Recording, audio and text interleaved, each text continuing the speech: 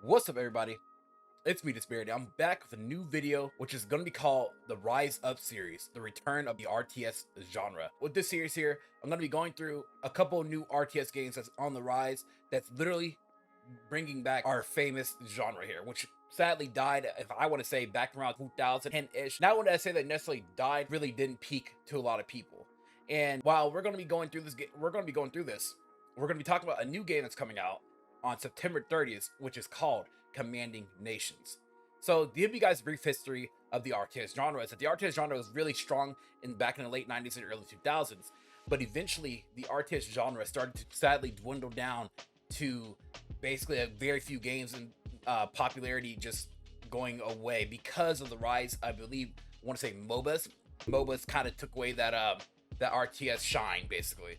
I mean, we still have RTS games here, like Age of Empires 2, which is still thriving pretty well, Age of Empires 3, Definitive Edition, StarCraft 2, Company Heroes 2, of course there's so much more. But the thing with RTS games nowadays is that there's, like, I guess you could say, like, there's two types of RTSs that you can go with, right? Go with the competitive scene or the casual scene, or a mixture of both. Now, a lot of companies here, they usually try to go for the competitive scene, right? To bring it back into esports and stuff. But the problem is, at least in my personal opinion, is that you need casual players in order to keep your population thriving, so those casual players can become better, and you can have just a better ecosystem. You can't have one or the other.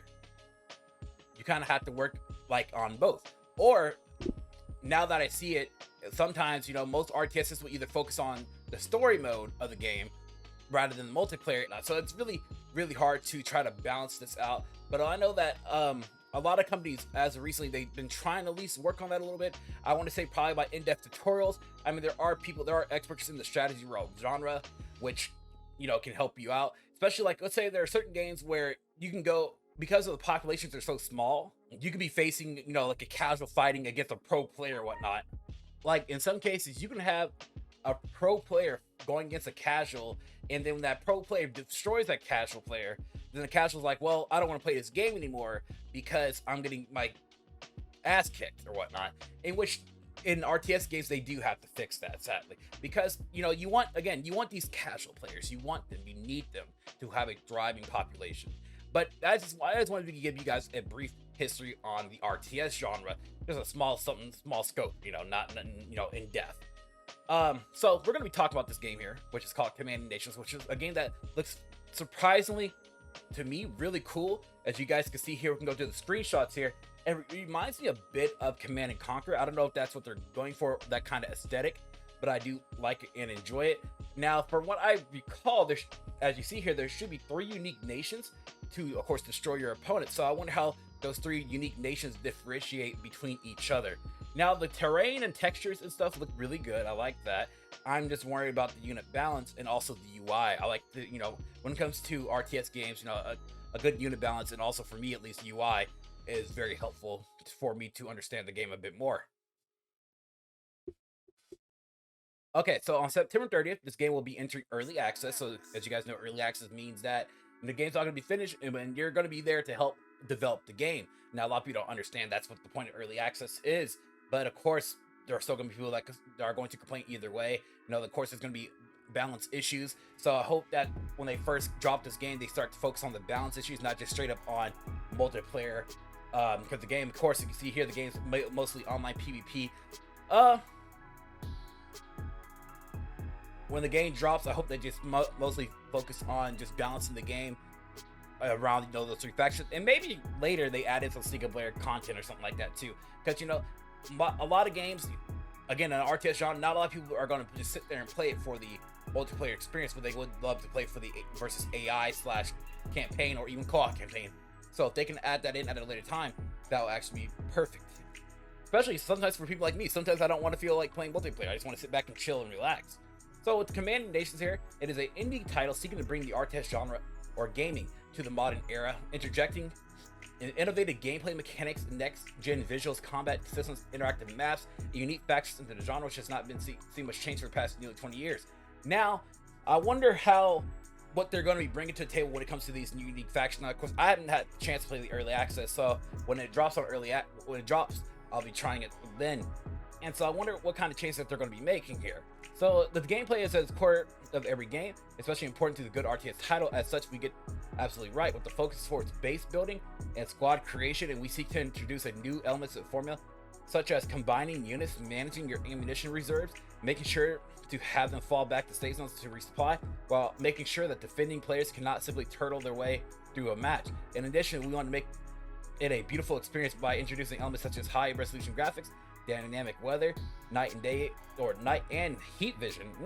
So it's actually pretty unique here. Mist, even interactive grass that small units can go prone and take to take the enemy by surprise. Okay, so with that said there, so resolution graphics, we're gonna go ahead and skip that because we already kind of figure out what that's gonna be. Dynamic weathering. So what I wonder what they mean by that. Like dynamic as in, is there snow that's gonna slow down your units, or is that just an aesthetic thing, or is there rain that's gonna bring down your unit accuracy a bit? You know, something like of that sort. Now that'll be kind of cool thing to add in. They say you have night and heat vision, so that means there are going to be some night maps, maybe some darker maps, and you get to bring in those kind of visions for your units, maybe. So I wonder how that's going to incorporate itself. Then, you know, mist or fog war. So they add like a mist type of thing. You guys don't have access to the map. You know, that's the kind of stuff that I wonder here that they're going to be adding in.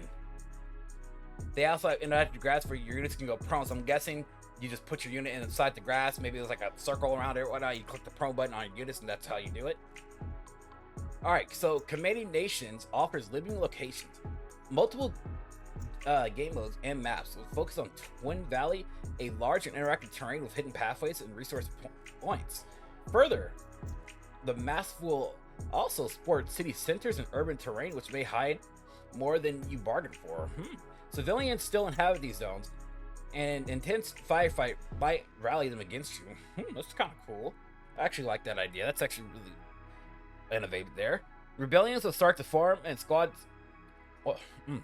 Rebellions will start to form and spread throughout the maps, fortifying buildings such as pathways and shooting at any player seeking to break through. Away from these centers, the elements will keep you on your toes. Birds nestle in trees might reveal your location to the enemy or provide early warning of incoming forces.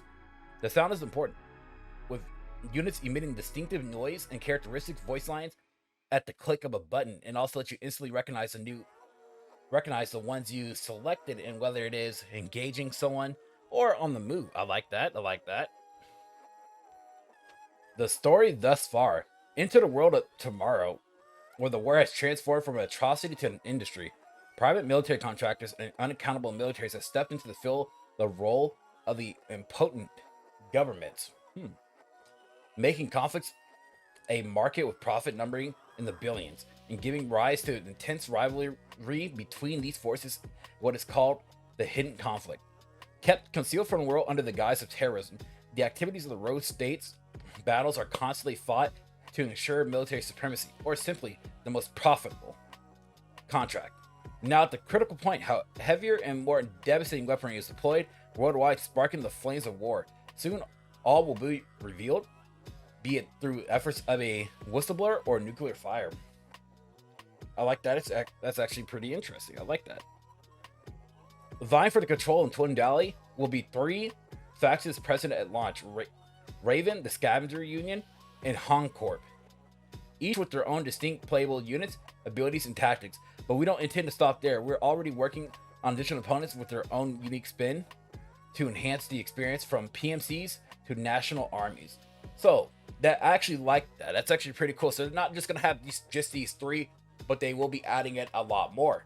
So I wonder what kind of effects that they'll be going for later on within the game here. Maybe, I mean, they say here national armies, so maybe you might see China, France, America. So now we're gonna go ahead and move over to the Commanding Nations gameplay trailer that they released back on August 22nd. All right, let's go ahead and check it out.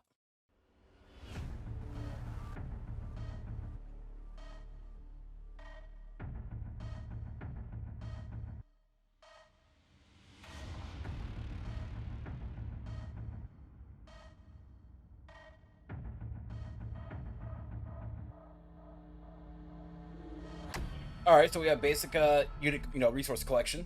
Looks like that's from a resource point.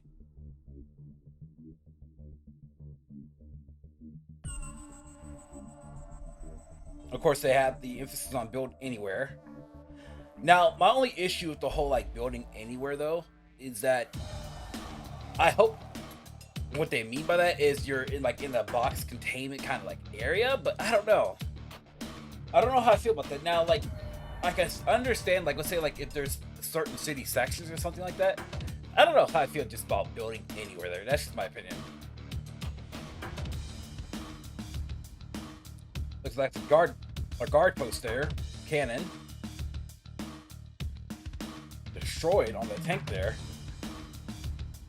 Artillery unit.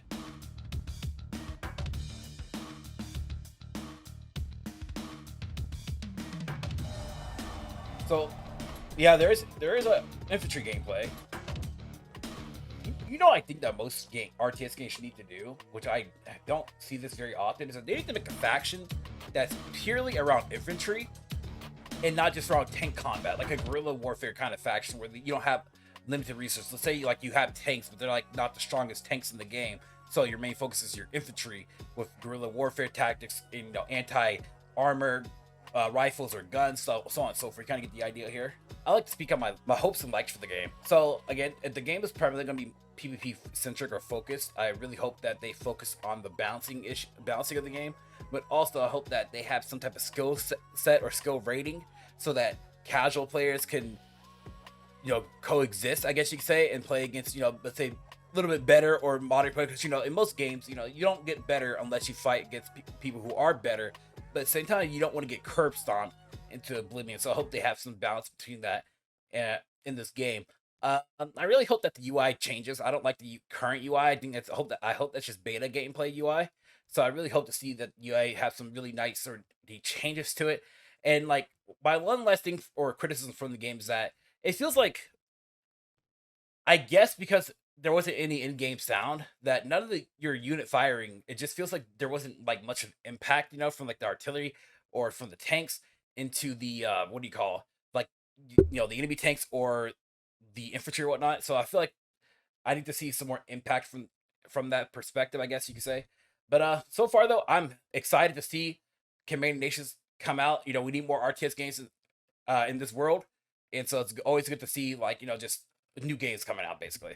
But you guys let me know what you guys think of Commanding Nations. Y'all think it's gonna be a yay, a nay, you know?